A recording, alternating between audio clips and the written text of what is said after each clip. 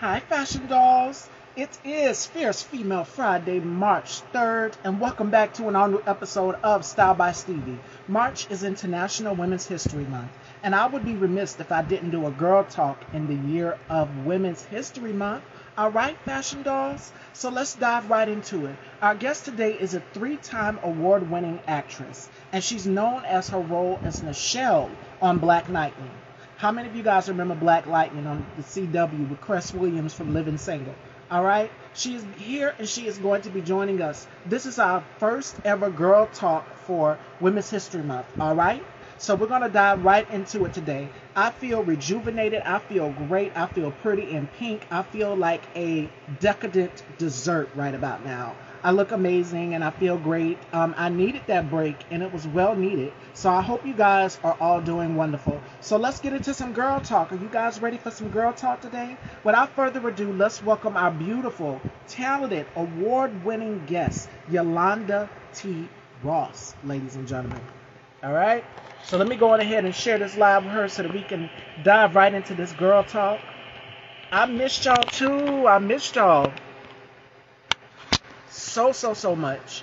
Like, it's been amazing. This break was great. I've still been keeping you guys posted and informed on what's going on. Right now, Paris Fashion Week is going on. Victoria Beckham actually had her fall winter show today. So make sure you guys stay tuned for that. I will have coverage for that as well. And head on over and subscribe to Style by Stevie Daytime if you haven't. What are you doing? Make sure you guys head on over there and go subscribe. So without further ado, let's welcome our beautiful, talented special guest. We're going to talk about some things in this girl talk, okay? So sit tight, get your snacks, get your champagne, wine, whatever you need to do as we welcome our beautiful, talented special guest, three-time award-winning actress, Yolanda T. Ross.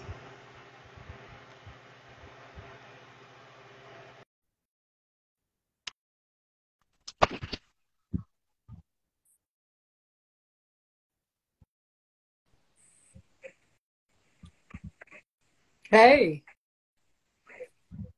Hey, I can't see you. you can't Let's come. see? Hold on.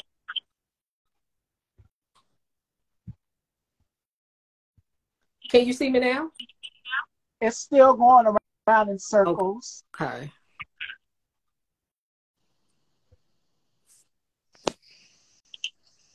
I can see you, but I don't know why you can't see me. There you go. Now I can see you. Perfect.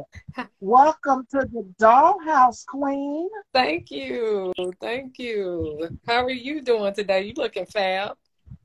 Thank you. Me, Fab, you, Queen. Look, I probably got that fresh glow. Got my Vaseline on today. We both are glowing, girl. So let's get right into this conversation. Before we get into this conversation, how has 2023 been for you thus far?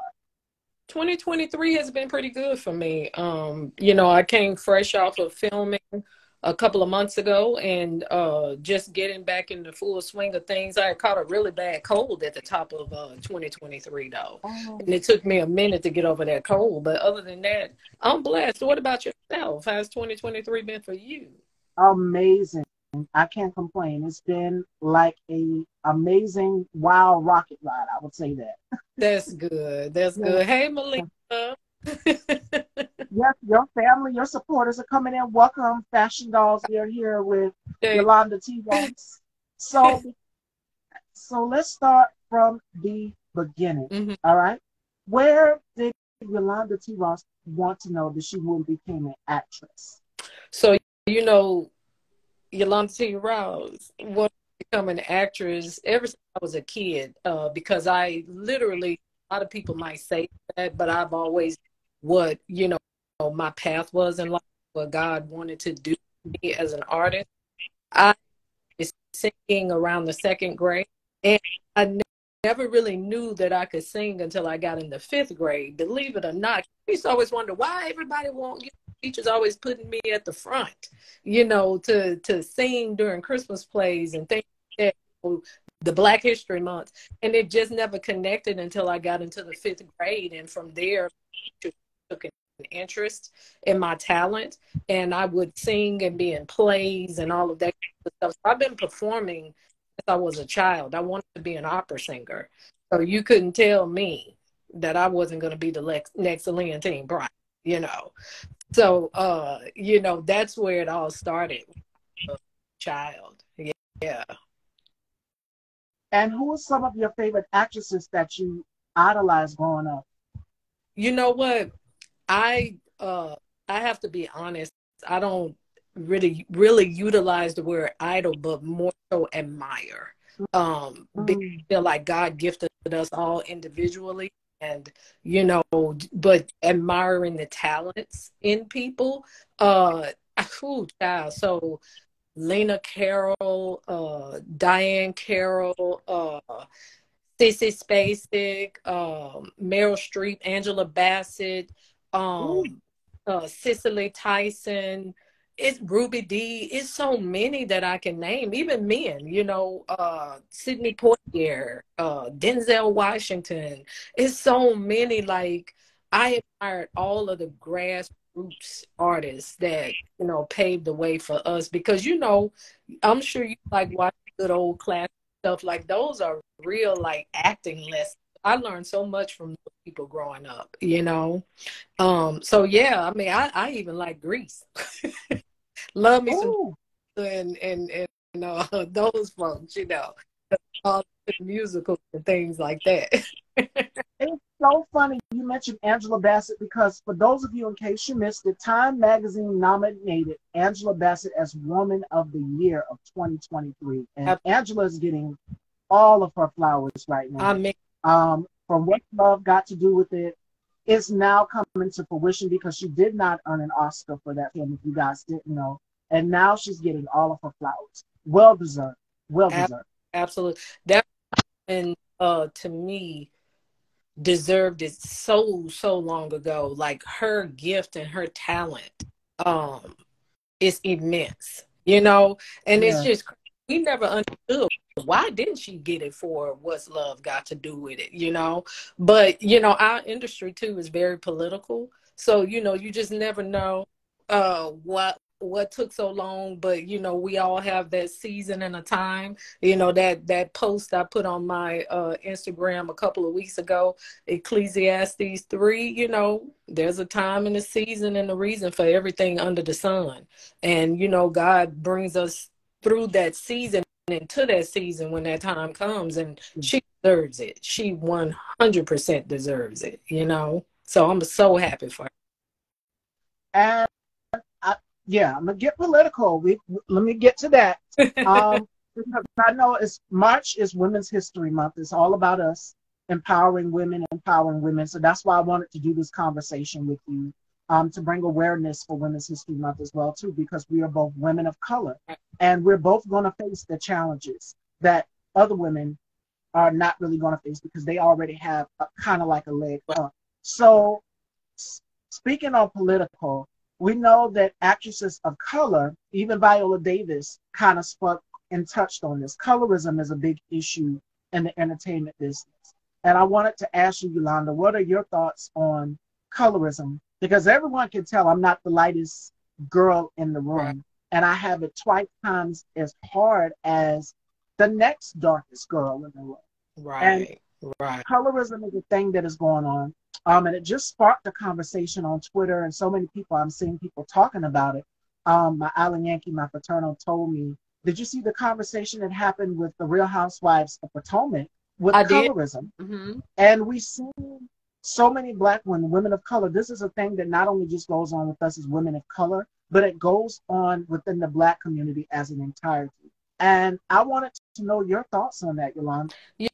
Colorism is very near and dear to me in so many ways. I actually wrote a film a couple of years ago that I plan to produce, and it's called Her Favorite Color. And it's specifically about a woman who favors her lighter skinned daughter over her darker skinned daughter. A part of it is because of the journey of what my own mother experienced in her upbringing and how colorism, even if you are a Michelle Obama, if you've experienced colorism in your life, it does something to your spirit and your core, and especially your self-esteem. And for me, all of the research that I've done, the experiences that I've gone through, understanding and knowing that colorism is a learned and taught behavior. And we as Yeah. people have to start breaking that thing because it's very, very real. Um, my mother is a dark brown woman, and my grandmother, you know, on my dad's side was fair skinned. So I got that blend of, you know, both sides of the family. But growing up, I have to say, you know, the colorism was real, you know, because it comes from the field. It came from the slave field where, you know, we Yes. had this conversation. Light skin got treated better than dark skin. And it perpetuated through our community and it still perpetuates. I mean, I know women who literally think because of the color of their skin, they can't walk into certain rooms or they can't get certain roles. And it's not just a dark skin thing, though. It's a light skin thing. It's a black thing. It's a thing that when you're born as a woman of color, those odds are already stacked against you. So then what can we do as a people to stop and break that mold? Because to me, your skin is beautiful. You know what I'm saying? All of us are different hues, you know, and I'm going to say something that might offend some people because I used to have um, people that would be like, why do you feel that way? Because I sometimes go, why are we black? Like, why are we considered black when all of us are different hues? You know what I mean? Like, to me, you're the color of a beautiful Snickers bar. You know what I'm saying? Some people, the color of the interior of a caramel apple, you know, like a color of a caramel, the color of a caramel apple, you know, the candy coated part is, Melanated all throughout, right? you know, humans, Hue, humans, you know what I'm saying? So I just feel like that word black is associated with the color of darkness when none of us are really that, we're not dark like that. We're really people of light. We're really people who know how to love beyond that, you know? So, and beyond all of our oppression.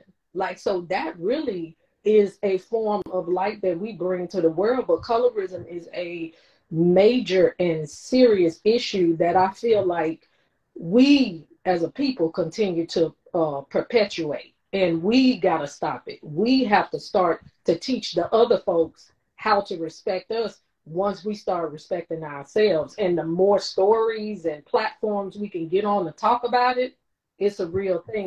You know, I saw Carlos King talk about his anger in regard to colorism from what happened with the Real Housewives of Potomac. And I was like, if you're going to talk about it, talk about it. You know, it was just a strange session to me, or a segment within the show, you know? What do you think about that part? Look, I know you interviewed, but, you know, I'm He, just... what? No, girl, this conversation. I felt the same way he felt, angry. I was angry about it because for Giselle to sit up there and basically gaslight Candace's experience about how she felt, like, why do you feel that way? It's called gaslighting, and that is a manipulation tactic used by narcissists Right. when they feel null and void. And I've had that happen to me before where somebody said, well, your feelings aren't valid. You shouldn't feel that way. Why are you coming to me about it? Right. So whenever you speak out about colorism or racism as women of color, we get gaslit and we get discarded in this business. And nobody ever believes us. And I'm going to be completely 100. Mm-hmm. If I was on the scale of someone who was a lighter skin, let's just say another talk show host, that I would be on that level. I would definitely be on that level. Right. But Yeah. I'm happy where I'm at. And it's always a division amongst women of color. Yep. Colorism stemmed through slavery. And it's on the scale of racism as well, too. Oh, For it those is. of you who do not know. It's internal racism. It's Yeah. internal and it's external. It's both, you know. And that thing of light skin privilege. I'm like, but you know that your light skin only gets you but so far. You know what I mean? It really does. Because at the end of the day, when it comes down to the Real Housewives of Potomac, the way that I see a lot of our reality shows and how they portray us on As television, Black women, women, period, right. but on that particular show, I never really thought of them as colorists in that sense, because I felt like, don't put the behavior out there that you don't want people to associate you with. And it just so happened, though, it seems like, to me, their behaviors on that show is not so much as colorism as it is the aggression behind the things that all of them do. Because if you look at the way that Giselle them move, and how they set things up, it's very calculated. But if you're looking on the outside, from the outside looking in, it does seem like the darker skinned women are the ones that get set up to look the most violent. And that's why I feel like they probably feel that way. You know what I mean? So I'm not taking away from anybody's experience or journey, because we only see what they put in front of us. We don't know what goes on behind the scene. So maybe it's a lot of things that is edited out that we don't see. But at the end of it, that's Candace's experience. That's Wendy's experience. That was what's our girl Monique. That was her experience. And it is amazing to me that you all think that it's okay for Mia to get on that platform and throw a drink in Wendy's face, but you don't think that that's as aggressive when it came down to what happened between Candace and Monique. And you all, because Giselle, remember, she was saying she needed a bodyguard in that season. She was afraid to be around Monique because she thought Monique would pop off, So it definitely can read that. But if y'all gonna talk about colorism, really spend some time on it, because it's a very, very sensitive issue in the African American and Black community. It really is. And you know what I learned too? Let me tell you this. It's not though just in our community. It's in almost every race across the world. It's in the Asian community. It's in the Latinx community. Because if you go to like different countries and you go in these different stores, they literally, go in a hair store and see, don't they have that bleaching cream behind the counter? Oh, yeah. Did you ever see the documentary on the young lady from Africa that bleached herself from being like your complexion? She's like completely light. Like, it's all over the world. And I remember when I first started writing that story I was writing, one of my friends who is Latina, she was like, Yolanda, this is important because we go through it. She said, I was treated indifferently because I was darker than all my relatives. So it's something that could be a healing conversation all over, but it's definitely something that holds us back a lot of the time as a people. I mean, at one point in time, our sororities and fraternities were doing the brown paper bag test, So if you remember the films, I'm glad you brought that up, because you remember the film School Days, right? Yes. The scene with the women, Jasmine Guy, Tisha Campbell, and then the other side, they wasn't really a fraternity, but these ladies were of a darker hue. They wore their natural hair, and the other ladies that Jasmine Guy, Tisha Campbell, they had their hair kind of like mine, how it is today. But it's that divide, is that division right there of, okay, my hair is not good enough. You're not black enough. Tashina Arnold from Martin was saying that because she was asked a question about colorism, how Gina was treated on Martin versus how Martin treated him. And we've seen that. Even though they were joking around, the producers, it came out, Tashina Arnold also said that they wanted her to say certain things. They wanted Martin to say certain things, And Martin was like, absolutely not. I'm not saying that. They would take their jabs, they would go back and forth, and it was funny. They were doing the dozens or whatever. But it's certain things where Martin was just like, I got to draw the line here. I'm not going to say that. Right. So, yes, it happens behind the scenes on set to women of color. And I can give you another example, Gabrielle Union. Remember America's Got Talent? Yes, and that fight. We as women of color, as Black women, we change our hair because it's something that makes us feel good. And I know for me on a daily, I'm a chameleon. I don't stay the same. I'm not a one-trick pony. So I like to change my hair up. I love to change my looks up fashion wise. And they're just like, well, why? You know, it's always something. It's like you're black, you're not black enough.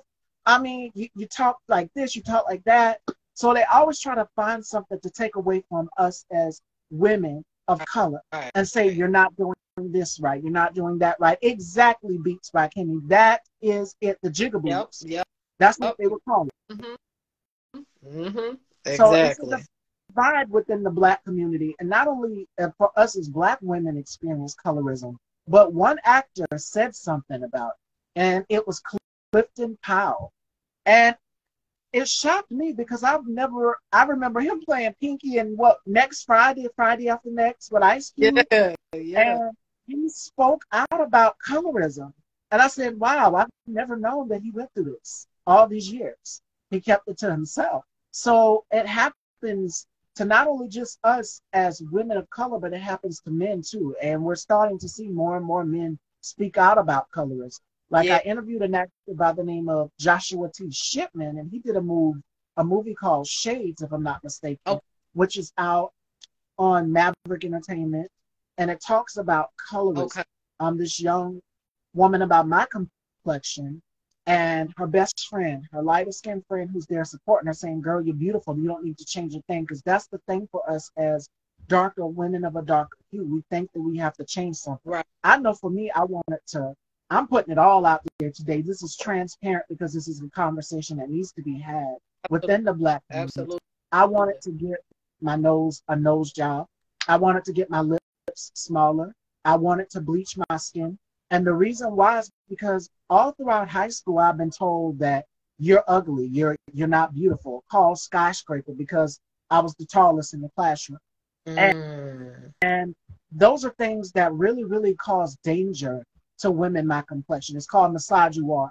And it's funny, you've mentioned Michelle Obama, Yolanda, because I said, oh, she's going there. She's reading my mind already. We're here. So all of those years that Michelle Obama's been in the White House, the racism and the misogynoir, which is discrimination. For those of you who don't know what misogynoir is, it is discrimination against black women. There's misogyny and there's misogynoir. And I can give you an example. Years that Michelle Obama has been in the White House, they called this woman a gorilla. They called her every name in the book but a child of God. And they said, oh, well, her arms look too strong. What's wrong with her arms? Because Michelle worked out a lot, the same as with Angela Bassett and Serena Williams. If it's not Serena Williams that has experienced misogynoir, then it is Angela Bassett. If it's not Angela Bassett, then it's Michelle Obama. If it is not Michelle Obama, then it is Brittany Griner. If it is not Brittany Griner, it is Meg Thee Stallion. And these women have, I give you another example for my hip hop lovers out there. JT from the City Girls has also experienced misogynoir. So it's because they're saying the woman looks too masculine, but I'm just like, well, these are things that cause harm and danger to us as black, darker skinned women. And they make us look as aggressive. And that's the thing. Whenever we stand up or vocal, how I am, they label it as aggressive. And that's for any woman of any hue of color. Any woman of color that is a light skin, dark skin, they will label you. If you're speaking up for rights and you fight for rights, they will say you're difficult. The same thing they did to Monique. They will say you're aggressive, difficult. They will say you are angry, the angry black woman. And that's dangerous to black women. It is. No matter what shade we are. You can be Yolanda's complexion or my complexion. Whenever we are vocal or saying, you know, hey, this isn't right. What's going on? We're speaking in a calm tone to you. They will still look at it as angry. Right. And because you may not use the right words, or, you know, they feel like you're trying to cause issues, you know, or what have you. And it's sad. It's sad the state of the world that we live in, and just even how they're trying to take us backwards. But, you know, you said something about Michelle Obama. It's sad, too, that it gets to a point where, you know, they were saying things like the woman wasn't a woman. She was transgender and all of this kind of stuff just because she had certain features. You know, she was built a certain kind of way. She worked out all the time. And it's so It's so sad because I just remember growing up and us making fun of each other's dark skin and things like that. But you know, there's a song, because I've been talking about this song lately, and it's called it's by Tasha Cobbs. It's called Break Every Chain, right? Yeah. Um, I try my best to sit with God daily, and allow God to minister to me on a daily basis. And as I've grown in my spirituality as a woman, that, that song means so much more different to me than it has in a very long time. When she talks about breaking the chains, it's not only just from a spiritual perspective, but it's also from a mental perspective. We as a people have perpetuated the behaviors of what we were taught in the field and over the centuries and over time. And we have to break those chains off of our minds in order for us to be able to start to grow as a people. Until we break those chains, those stigmas of what has been perpetuated and conditioned for us to believe our skin is ugly, we don't come from good family environments, we don't, support one another, all of these things, to your point, is all roped into the behaviors that we as people have been conditioned to live by. Going back to what you said about you feeling like you wanted a nose job, you wanted your lips done, you wanted all of these things, all of these changes. And I remember before I transitioned to natural hair, I went through this process when I first moved to California where I was still putting, chemical processing in my hair. My mother had started to transition, but my mom always went between her natural hair, to relax. And then she eventually just let the relaxers go. And I used to be in that mentality like, I don't know if I can do that, not having no, straight hair, cause like, it's just easier to comb, or whatever. And, I'm just like, when I think back to what you just said earlier, it's like breaking those chains. We have to break the chains off our mind to know that the way you were born, your natural beauty, your skin, your hair, your color, your nose, it makes you authentic. That's your beauty. And nobody can take that away from us. We have to embrace who we are. You know what I mean? Our color. I'm glad you ain't had no nose job or did anything to your face, because at the end of the day, we were not all created to look the other way. Everybody wasn't meant to, because the very people that perpetuated wanted, us making sure we have straight hair and broad noses and flat booties and all of that kind of stuff. Assimilate.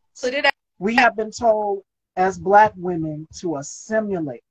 And I've seen it in the workplace. I'm glad you brought up the natural hair conversation. Thank God for the Crown Act, because that's the thing that goes on. Whenever we show up and show out as ourselves and we are doing our job, doing what we need to do in these spaces, they will find something. And I know, as for the parents out there that are watching, have seen stories of their children going to school, and the young lady that was about to graduate, where she was told she had to cut her braids or she couldn't graduate. And then what was it, the wrestler? They told him to cut his locks. They cut his locks. They cut his locks off his head. Yeah.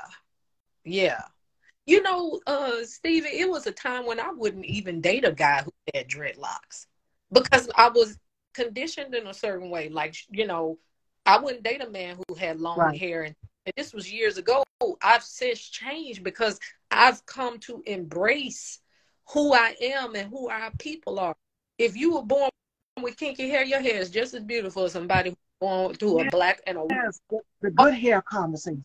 Hair and all of this, all our hair is good. All of it.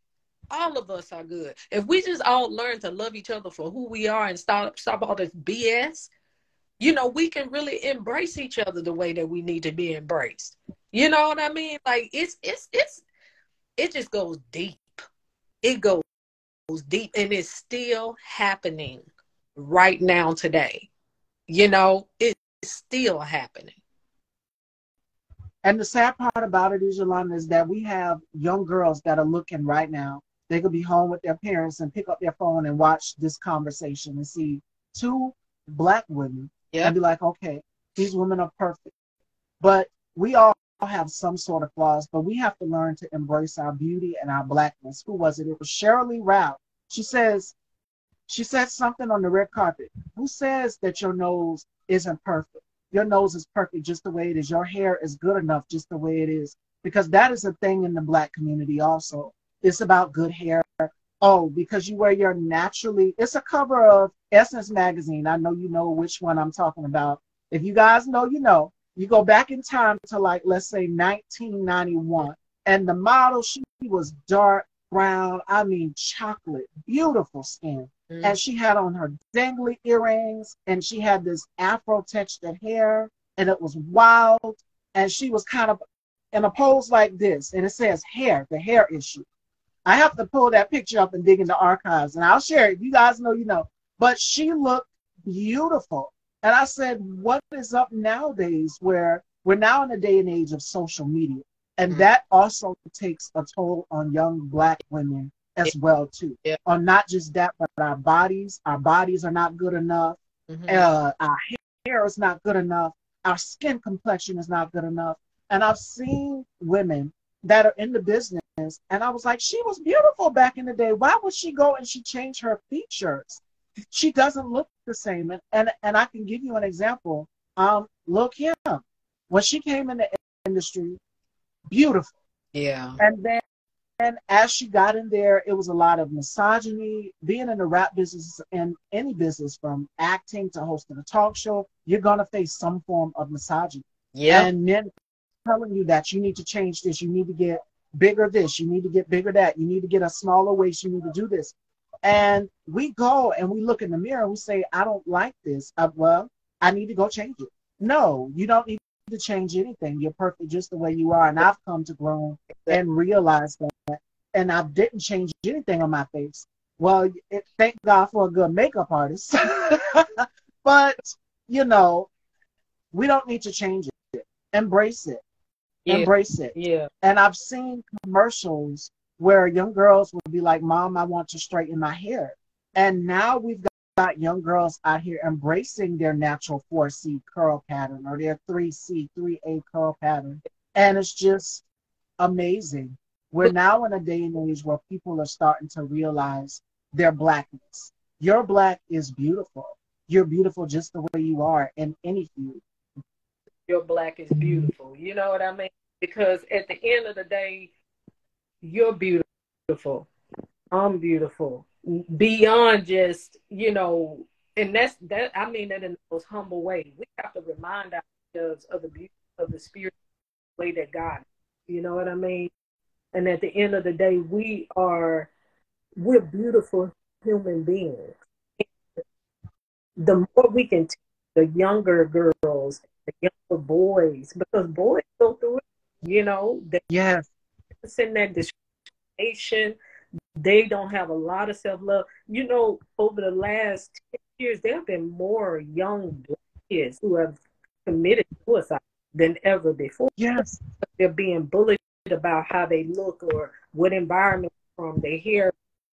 One of my nieces, she was getting bullied a couple of years ago because she was wearing her natural hair. Little kids, like she was in, you know, second, third grade, getting bullied about her hair.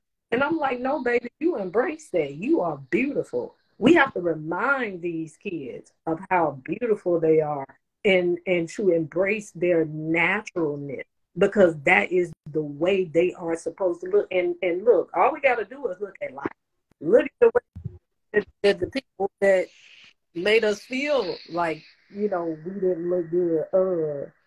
I'm seeing booty. I'm seeing lips and jets. I'm seeing spreading of, you know, the nose. Like everything that we look at, other cultures are.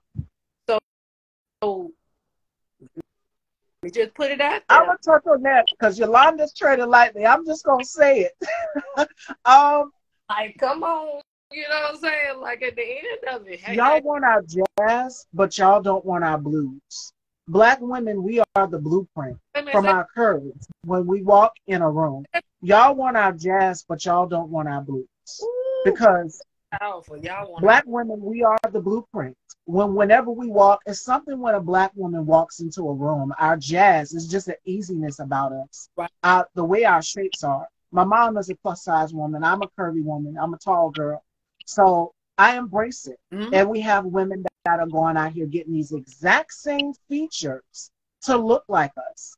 So yeah, we have to deal with this. Yeah. We are the blueprint.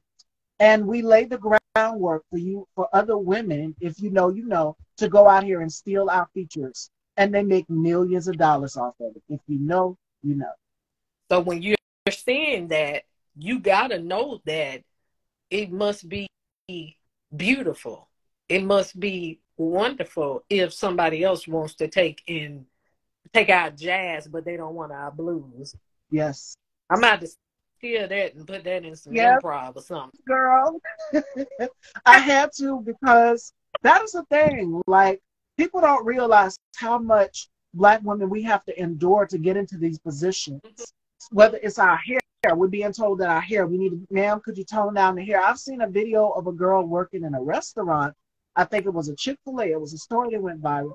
And they said, ma'am, you need to wear a net or do something. The hair would, yeah, of course, but what does her hair have to do with her work ethic? Is my point. Her hair is not causing a problem for you. Right. She's doing her job at the end of the day. Mm-hmm. I mean, what do you want me to do? You want me to tone down my blackness? Because I had, in the past, it was I would have to say season 13 of this platform, I wore an afro on this show to prove a point that I can do any hairstyle. Curly, straight, any texture, short, long, purple, blue, I've had it all. And I always shock people. Black women are the carbon copy and others are counterfeits. They steal our features. They steal our curves. Mm-hmm. And I give you an example. I know people are like, go ahead and say it. Go ahead and say it. The Kardashians. It's the truth. And they make millions of dollars off of our features as Black women. Mm-hmm. Facts. And then they get called out on it because we look at these magazine covers that they're on. We can see them on Allure magazine. And that is like, wait, she doesn't look like that. That's not her shade. Blackfishing. Let's get into it. Because a lot of you, blackfishing is another form of blackface. And that is racism. It's offensive because back in the day, if you go back to like the 1950s where they would do silent films, they would have someone who is of non-black of a non-black person getting blackface. That's offensive. That's true. That is true. That is Oh, true. you asked a question, Ali Yankee? Let me get to your questions. Do you guys think is colorism or an overseer complex to keep people at a below surface? Wait a minute. Say that again. Say that again. Ali Yankee, he wants to know, for both of us, do we think is colorism or an overseer complex to keep people at a below surface level? I think it might be both. Me too. It's both. I think as long as we can stay prejudiced against each other, our own, that from thriving together and having the unity that we as a people should have. And as long as we can stay against each other, they know that we never get to that place to truly fight back the way that we really need to be fighting back right now. One of my friends had used the word yesterday, complicit. And I said, you know what? You are absolutely right. Complicity is exactly what it is. My nephew said to me a few years ago, he said, you know, Auntie, we live in a world where everybody wants to one-up each other. You know, and upping, that also comes from not only, look, y'all, I still got a home phone, so I'm sorry. No, you good, girl. That need to want to one-up each other is that also that comes along with that complexity of colorism and things like that. As long as there's division, there can be no togetherness. A house divided cannot stand. So as long as we are continuously dividing ourselves and creating these levels of thinking that one person is better than the next or one group of people is better than the next, we'll never be able to get there. So colorism and that overseer complex, to me, it's all the same because it's a combination of both. Because even in our community as Black people, we still got that thing of I'm better than you.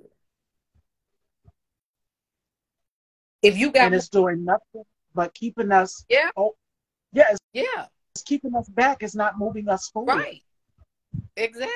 So it's definitely a combination of both.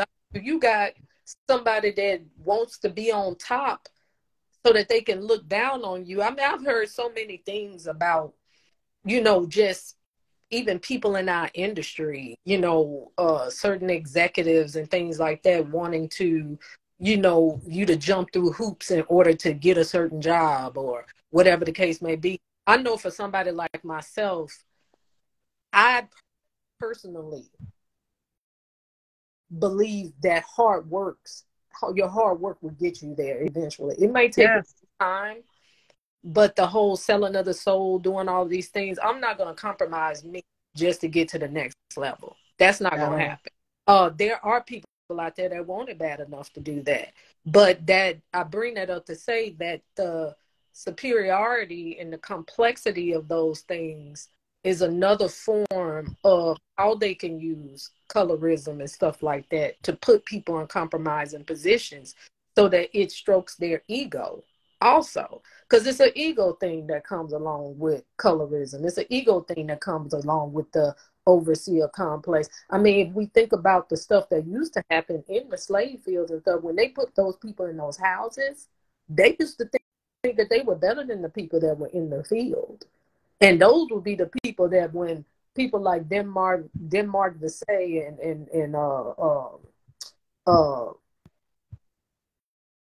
Frederick Douglass and people like that who were trying to help, us get out of, slavery and stuff. It used to be people in the house that would tell the slave masters what was going on. You know what I mean? About this guy during Black History Month. I had never heard of him before. His name is Daniel Walker. And he was this guy who bought his way to freedom. And he used to write these letters and put them in the coats of slaves to get the message out about forming a rebellion and doing all these things to try to pull us up out of that oppression. But when the slave masters, learned about what was going on, that's when they stopped a lot of slaves from learning how to read and stuff. So it's there have been people that have tried to rescue us from or push us to do better, but because of the colorism, stigmatism, and things like that were set up in those, in that environment, that loyalty to the slave master was more than helping the people. And the need to stay in that position to feel like you were more important than the people in the field, it still goes on today, I think in court. I'm pretty sure I'm kind of chuckling because I'm pretty sure you've seen my interview with Ty Grandison Jones. He did CB4 and Harlem Nights with Eddie Murphy, and he kind of touched on this when he was here, and he said, these were his exact words. He said, "I'm not afraid to speak on it. I'm not afraid to speak on it." And he was talking about in terminologies. He made a reference to someone in the Supreme Court. If you know, you know. If you don't, go back and watch that interview.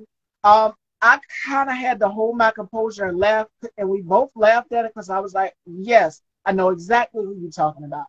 But that's not helping us. We have to get a solution to move forward. And it makes me, like, I literally tense up when I think about it because, it takes a lot of prayer, because when George Floyd died, the young men that have died, Tyree, you know, and stuff like that. It's like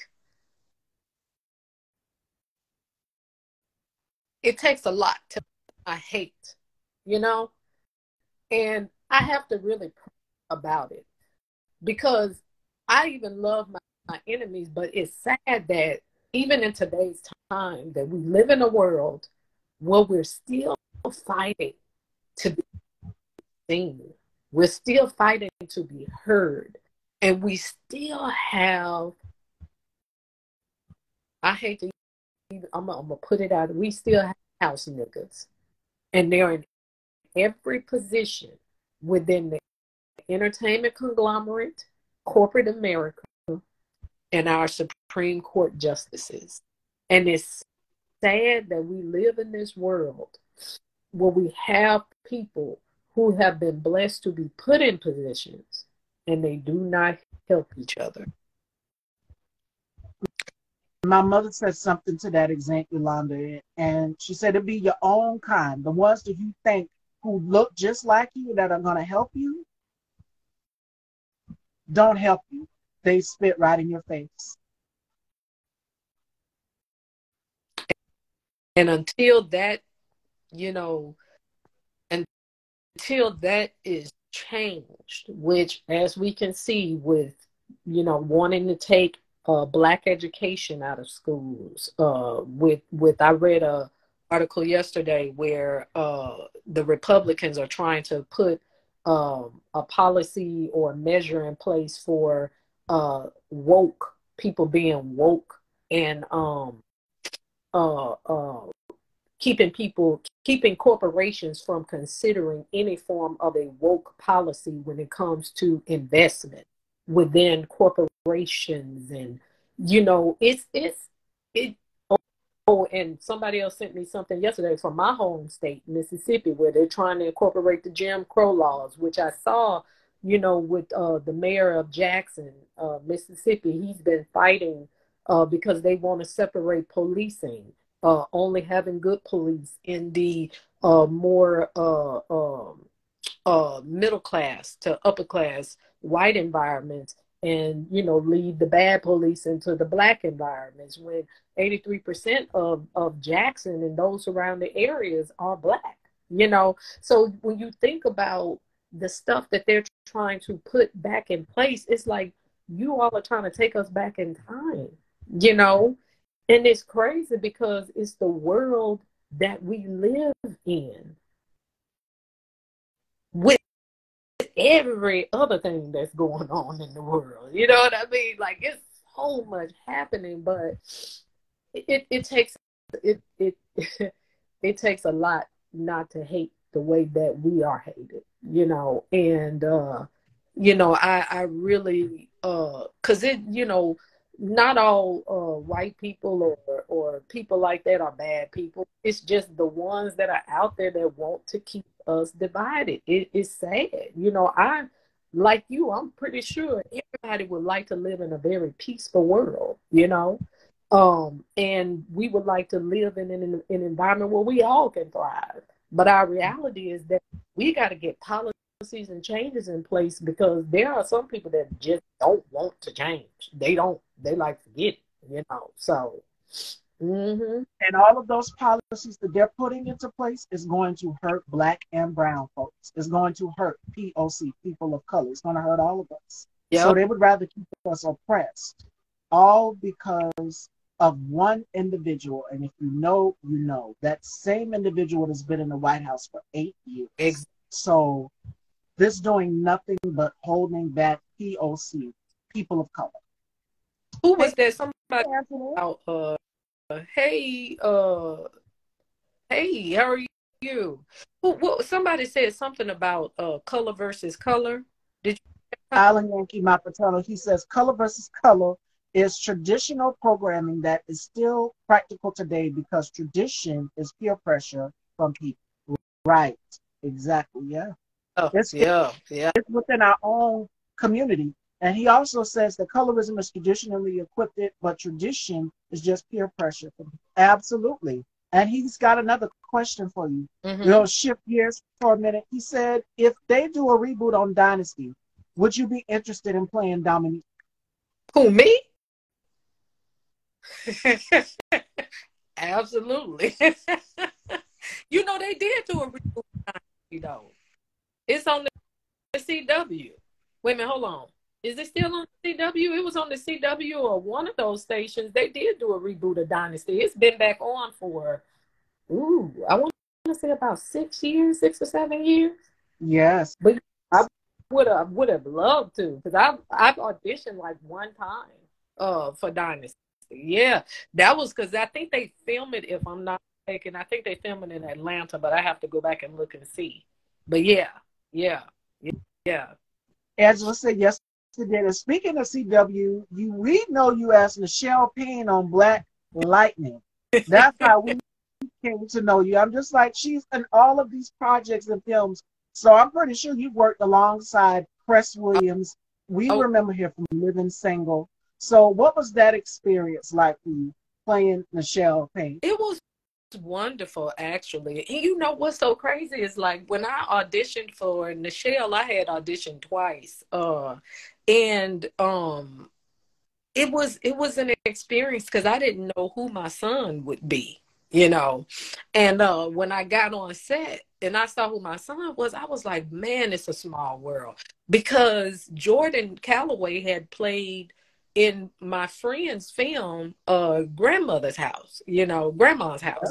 And I was like, I had seen him from Drumline 2, and I said to myself in Drumline 2, this was before I ever played in Black Lightning. I was like, that young man there, he's good, So to get on set and see him play as my son, I was like, oh my God. But being around him in person was kind of like different, and I used to be like, oh my gosh, I'd be like, they be giving me some good looking kids, you know what I'm saying? But it was an experience. I really enjoyed playing it, being a part of a superhero show, especially one of the first Black superhero shows was to me, it was a landmark, and it was a blessing to show us that we can do like that.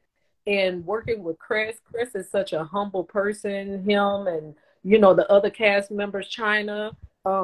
China was, Oh, when I tell y'all, China is a beautifully spirited young woman, so grounded and so down to earth. Like, it was wonderful. It was really wonderful. and I'm glad you mentioned that, the first Black superhero. I mean, representation for our children is important. And you touched on them wanting to take away Black history. This is Black history in the making. And I think they need to bring Black Lightning back. Yes. Rest his soul. Chadwick, Black Panther. That was groundbreaking because all of us, we showed up and showed out at those theaters. I mean, people danced. They showed up in costume. It was a celebration when Black Panther came out. It really, And when the second one came out, Wakanda Forever, it was a celebration also as well too. So representation is key. representation is definitely key, and representation matters because we're more than just, which I've seen the landscape starting to grow more with, having Yes. roles and stuff like that. So I love that fact that, we are still starting to get more sophistication in our roles, because we're starting to write better roles for ourselves and being able to get in and being able to write these stories to depict us as a people in more quality roles. Because, at one point we was the pregnant mama, crackhead mama, lawyer, doctor, but it's so many careers that we all span. So yes, Typecast. That's what they do. Mhm. I mean, let's talk about it. The Woman King, one of the best With movies of Viola Davis. straight up, Groundbreaking. straight up. You know what I'm saying? Like my niece, when she came here for Christmas, that girl watched The Woman King every single day, because that's how much representation matters. Seeing those powerful tribal women depicted on the screen fighting for one another. Like, it was, man, that I still don't know how there were no nominations for The Woman King.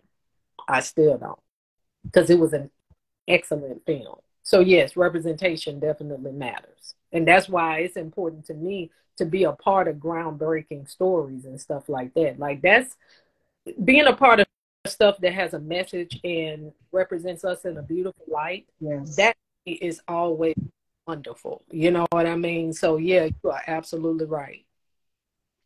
And it's important to our youth out here, because they go out here and it's just like, okay, when a child goes in the store and they pick up a toy, and they're just like, the toy doesn't look like me. It was a woman who created dolls that have natural hair. Right. And that's representation for children as well, too, growing up.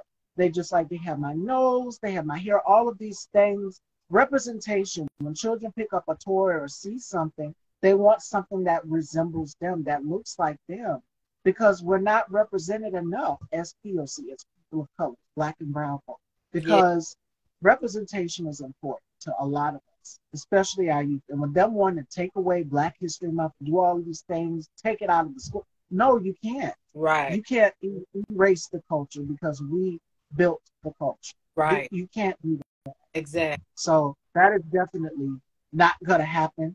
Okay, we're going to shift gears here, Fashion Dolls. Before we wrap up this amazing conversation, I'm going to give you, because it's Women's History Month, so I'm going to give you today's historical woman that we are honoring, and it is Ava DuVernay. Ava DuVernay is a director and filmmaker, and she's known for working on titles such as The 13th, When They See Us, Selma, and Middle of Nowhere.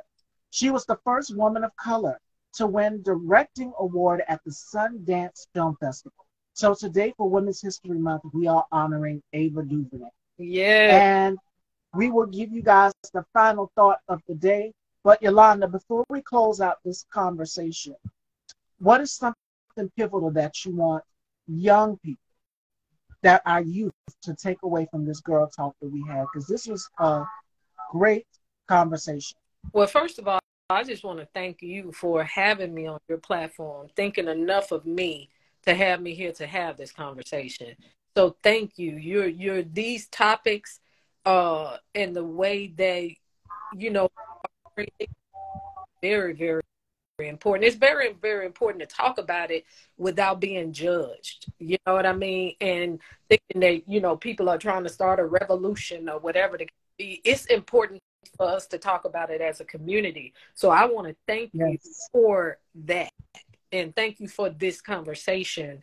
And look, I would love to do it again, you know, one day soon. Yes, girl, you're welcome to come back anytime. We have to talk more. It's so much more that we need to talk about, because the thing that I would say, and thank you for honoring Ava. She's amazing. She's one of my inspirations as a growing director and woman of color, the type of stories Ava tells.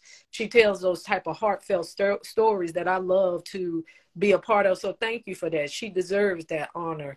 And lastly, what I would leave the young people with today is love who you are, because you are authentically are made in God's light and in God's image. Don't let nobody change you, because the role models that we're seeing today for these young people are not, to me, the best role models for the young up and coming. Pay attention to the elders, your wiser people who have been through life and know life, because a lot of young kids today don't want to listen to the people who came before them, because they think they're more intelligent than we are. We have lived life. Listen to us, and you will have more than likely a smoother path. Granted, we're not all perfect, but you can learn from the people's mistakes who have lived life long before you, you know. But most importantly, love yourself. Truly love yourself, because that is going to help you get through a lot of life's challenges. You got to love yourself even when don't nobody else, or you feel don't nobody else love you, you know. And that's just the truth, because we didn't even touch on that part. That's a whole other conversation, because these young people, the young people today, the lack of morale, We got to bring it back because so many of them are losing themselves, you know. So I'm glad you asked me that question because we got to get the younger people learning from the older people again.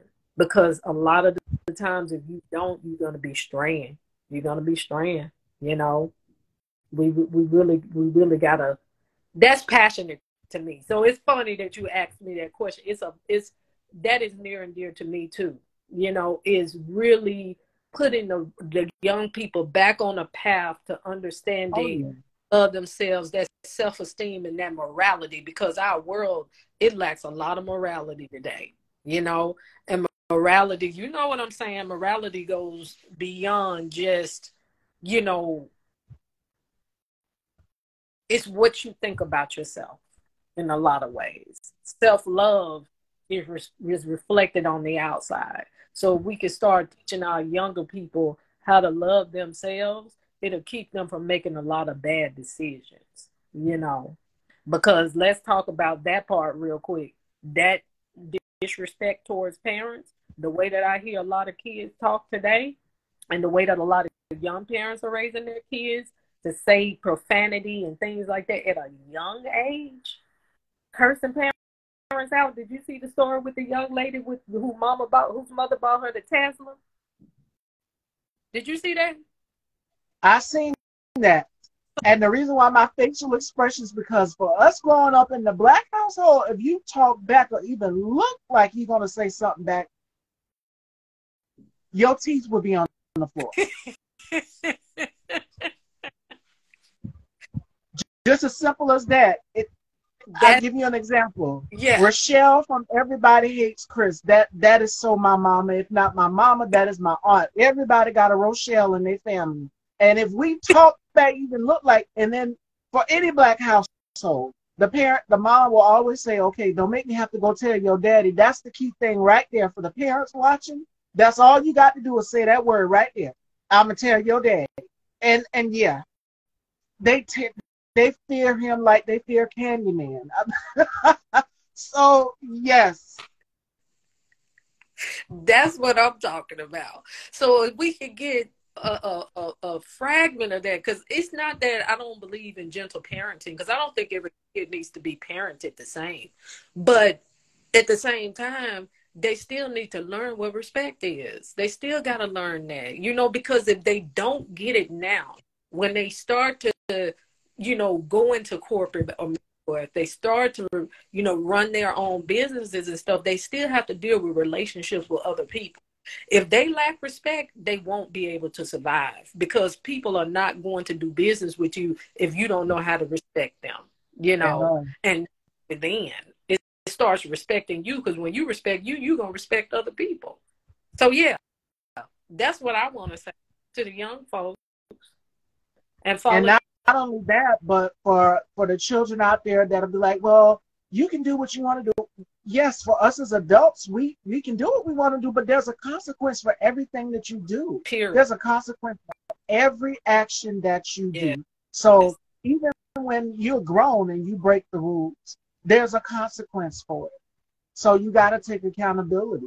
You know, even for us as grown folk, adults, us, we still have to learn as well also. Period. And we can learn from the younger people, you know. We can all learn from each other. But when you put that thing out there where, you know, kids' opinion matters to such a degree where they respect for you, that's when the line gets crossed. And a lot of people be like, well, I let my child have their opinion. It's okay. A child can have an opinion, but you got to correct where that line should not be crossed when it comes down to your child. Because, like, you know, you brought up the Kardashians earlier, and I used to watch their show. The way that those girls talk to their moms, even as grown people, you know, I'm like, no, that would never be us. Unacceptable, you know? In the Black household. We just can't do that. But it's a lot of Black parents that let their kids talk to them wild now, and I'm like, who are you talking to? So And they've been they be so calm and demure when they in the store, but when they get home, my mama would always do something to me. She would give me that look. So that's all you got to do for the mothers out there that are watching. Give them that look, and you know they mean business, or they say, "I'm gonna tell your daddy." For real, because my daddy, all we had to do was he would point at us. We knew it. Mm-hmm. You know what I mean? So yeah, we just gotta show those kids love, and and I would say, just love, respect yourself, getting back to a place of morality so that whatever you want to be and whatever you want to do in this life, you can do it and you have the same level of respect that you're giving out that's coming back to you. So that's it. That's all. And thank you for that You're conversation. welcome, girl, and I'd love to have you back on too. We're gonna talk because I'm gonna set up a date with you, Oh, and I'm going to close it out with the final word of the day, Fashion Dolls, which ties into what Yolanda just said, and it's from Julia Roberts. One of the first steps to happiness is deciding that you want to be happy and knowing what that means. So mm, find your happiness, find your peace, find what makes you happy, and we will see you guys Tuesday with Anthony Velvet Hall. So make sure you guys tune in Tuesday at 4 for our exclusive interview with Anthony Velvet Hall. Yolanda, it was a pleasure having this talk with you. And I'm pretty sure a lot of women in general and just people of color took something from this powerful conversation. yeah, same here. And thank you. Thank you for being so transparent and open and, saying some things that I have to go back and, listen to in my mind, my spirit and ponder on. Because you said some stuff, they want our jazz, but they don't want They our don't blues. want our blues. Yes, girl. Thank you. And much continued success this year. You and your platform is a beautiful platform. And I just thank you. And I look forward to coming back. Yes, ma'am. Definitely. Ladies and gentlemen, Queen Yolanda T. Ross. And we will see you guys Tuesday. You guys have a safe and blessed weekend. We love you all. And this replay will be up here. And my advice to the youth watching, stay in school. Don't give your parents a hard time. Yeah. And more importantly, love yourself. We're going to talk a little bit more about that. All Yeah. right? So we will see you then. Take care, everyone. Bye-bye. Love you. Love you too.